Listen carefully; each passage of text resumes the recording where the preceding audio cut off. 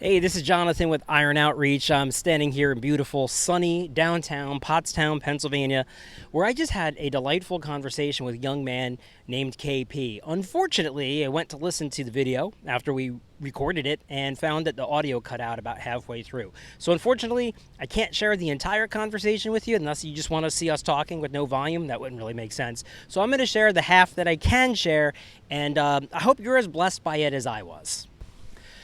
Okay, I am here with KP. KP, I am Jonathan. Very nice to meet you, sir. Do I have your permission to record this and share it on YouTube and other media purposes? Absolutely. Excellent. Okay, KP, you have expressed interest in winning $5 Dunkin' Donut gift card. All you have to do is answer 3 questions about the Bible. Seems easy. You got this covered, right? Absolutely. Okay, I'm rooting for you. Okay, question number 1. Spell God. G-O-D. Ding, ding, ding, you got it. All right, he's feeling confident. He's feeling confident. I can sense it. Okay, question number 2. In the Bible, it says when you die, you can go one of 2 places, either heaven or hell. Is heaven the good one or the bad one? The good one. Okay, ding, ding, ding. That's 2 ding, ding, dings. You're doing all right here. Okay, he's feeling confident. He's on a roll. Okay, last question. Have you heard of the story of Jonah?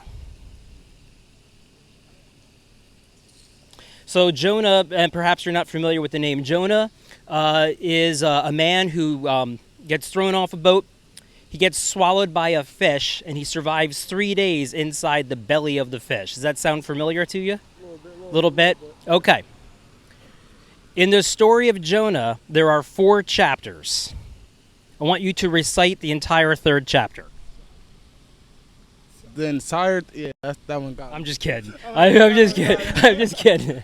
All right, here you go. This is. I was going to give this to you anyway for being a good sport. So KP, let me just ask you a couple questions real quick. Can you tell me what you grew up believing about God?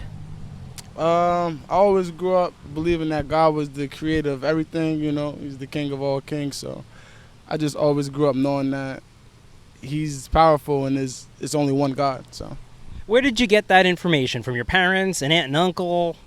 More or less like them, and then, going to church on your own and stuff like that, you get your own, opinion, so I kind of took everything and kind of put it together. Are you a church-going guy now, currently? I'm not gonna lie, not that often. Okay. How old are you? 24. Okay. All right. So, in terms of, we're talking about now, the Bible says if you die, there's heaven and hell, and obviously heaven's the good one and hell's the not so good one.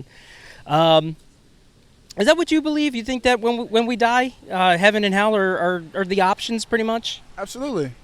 There's a creator, so there has to be an afterlife. Okay. In your expectation, you've lived 24 years on this planet so far. Hopefully, many more to come.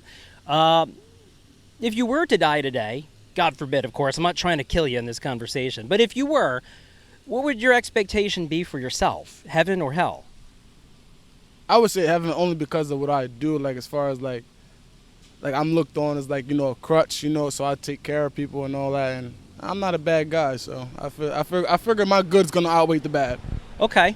Would you mind if I try to change your mind on that? Sure. You think I can? You think I have what it takes to change your mind on that? It's possible. Okay. So, obviously you're of the belief that entry into heaven is dependent upon your good works, correct? Yeah, your good deeds, right? Yeah, more or less. Okay. I'm going to give you, are you familiar with the 10 Commandments? Have you ever heard of them? Yeah, I heard them. Can you name any? Yeah, thou shalt not lie, thou shalt not steal, thou shalt not commit adultery. Okay, let's start with those 3. Have you ever told a lie? Of course. You know how many you've told? No.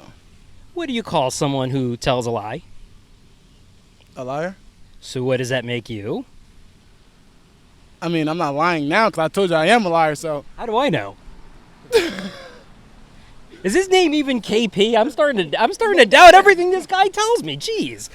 No, it really is, though. Yeah. So, if you tell a lie, if you tell even one lie, that does make you a liar. In the same way as if I have killed one person in my life, I'll always be a murderer, right? I mean, if I murder one person, I'm a murderer. And with murder, we're a little bit more comfortable with labeling somebody than we are with lying. You know, like somebody tells one lie, they're like, "Oh, he's not really a liar, right? He told a lie." But you would never say that with murder. You would never say like, he's not really a murderer. He just murdered one guy because he got really angry at him.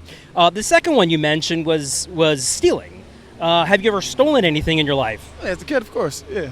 Probably something small, like a credit card or something.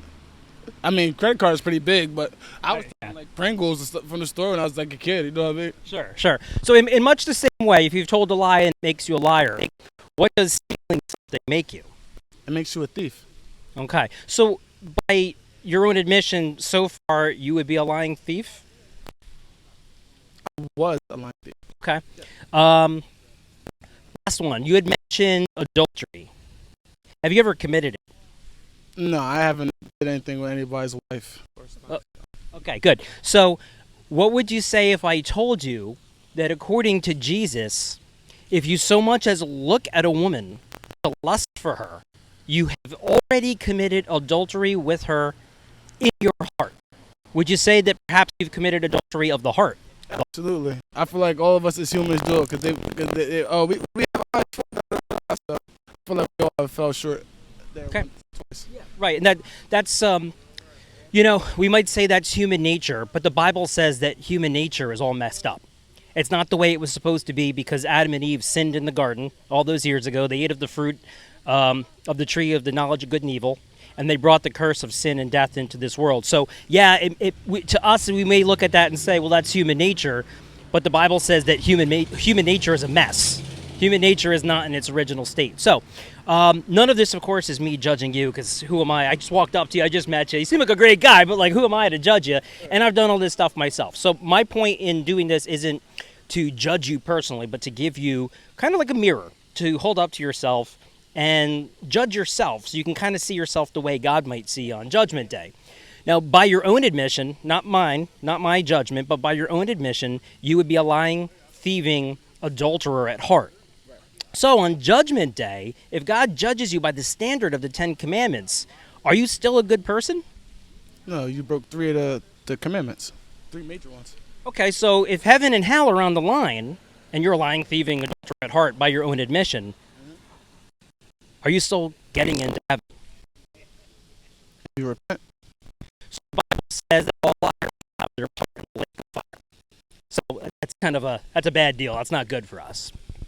So basically, the summary of the story is this: when you die, and you got to have your sit down with the big guy. I don't know if you're sitting down, but we're going to call it a sit down.